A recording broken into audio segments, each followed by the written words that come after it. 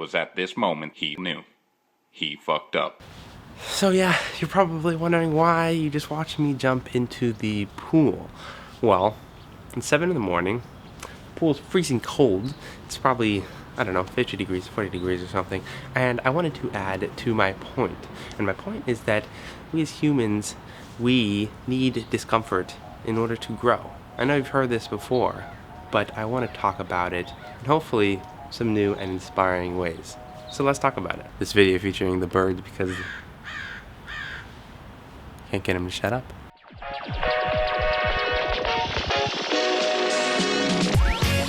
Why do people like David Goggins get up in the early morning and go on runs for like 10 miles?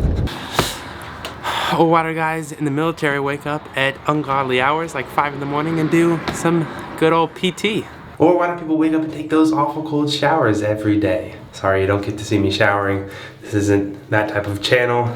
Not that desperate for views yet. Sure, all of these have great health benefits, but I would argue that there's a bigger force at work here. Alright, enough hopping around. Let's get back to the main spot for a second here. You see, when you've read a lot of self-help and improvement and motivation, anything in that realm, you begin to see patterns repeated, which honestly, it's kinda unfortunate. It kinda sucks. I wish that there were infinite drastic improvements throughout the whole self-help world, but a lot of the main topics begin to repeat themselves. One of those topics is making yourself uncomfortable so that you can grow. So running, cold showers, workouts, and jumps in 50-degree pools help you do just that. Now you may be asking, why in the heck do I have to take a cold shower to grow? This is nonsense. And I would say to you that you don't. You know, you pick your poison. So for me, I substitute cold showers with getting up and going to the gym first thing, right away. So in some way, you make yourself uncomfortable first thing in the morning. Now I would highly recommend exercise of some sort. And the more it makes you uncomfortable, the better. But it doesn't have to be. You know, it can be immediately addressing something at work that you've been pushing off. And every time you think of it, you get those butterflies in your stomach. Yeah, that thing. Do that thing. And most likely, these little bouts of discomfort will not be the main force in encouraging you to grow substantially, but they encourage you to grow in other means. Let me explain. Oi! Got to turn on my lights. There we go. Look at that. Alright, so when we get up in the morning and make ourselves uncomfortable, the feeling after is unmatched and incredibly important to the rest of the day. We give ourselves an accomplishment, a success immediately, and our brain responds to that. If you've watched my channel a little bit, you'll know that we talk about dopamine a lot around here and how it fuels your daily actions.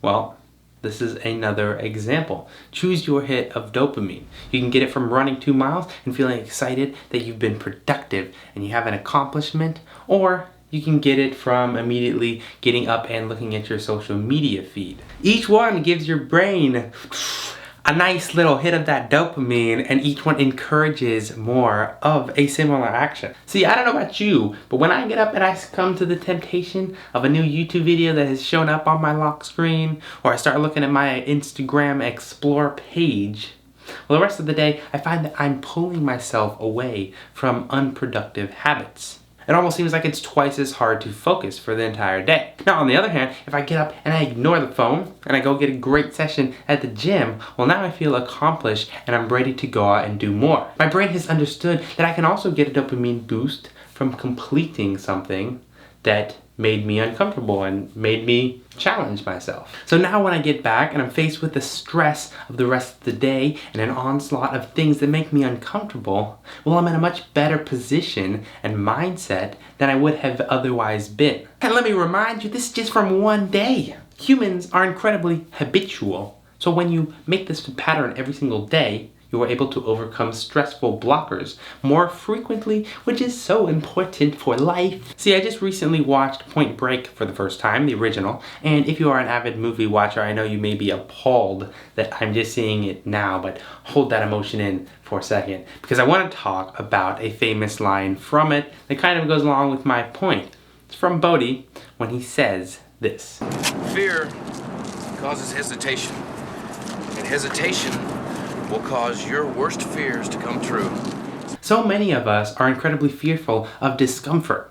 We shy away from it at all costs, and we take the easiest path throughout life. Now, I'm not saying that you should go and rob banks and jump out of airplanes just so that you eliminate the fear from doing anything in your life, but doing a little discomfort, taking on a little discomfort, over the long run, can make a huge difference in lessening your fear. If you are a stranger to discomfort, well, that will lead to panic, and panic is where we make mistakes. There's another quote I love. It says, "A deer's brain tells it to run because things are bad. The deer runs, sometimes right into traffic," which perfectly describes so much of our lives. A great example of this is approaching and asking out someone that you're interested in. So let's say you get past the fear of approaching this person, which most people will hesitate and won't get past, but let's imagine that you did get past that point. Well, if you are incredibly fearful of that moment because you are not seasoned in these bold social risks, well, you are bound to panic. You'll be on edge, you'll be overthinking every little thing, and sometimes, as I'm sure a lot of us know, it turns out pretty bad. You run into this metaphorical traffic, only this time that traffic is in the form of awkward, cringy conversations that we all want to remove from our lives. Not claiming that I'm the master of this realm either. I would probably be running into headlights as well. But the more you do it, the less fearful you become, and the less likely you are to say or do the wrong thing in that situation. Okay, and that is the basics of discomfort right there. There you go, you just read like 2,000 self-help books with one video. If you enjoyed this video, it would be awesome if you could like it and share it to someone that you think would also enjoy it. If you didn't enjoy it, well, that would make me a little sad because this video was all written by me. No main book inspiration this time around. Plus, I made myself pretty uncomfortable filming some other footage than just in this room here the whole time, but fine. If you have to, throw me a dislike, but throw me a comment as well. Don't just criticize without ways for me to improve. As always, thanks for watching, and I will see you guys next week.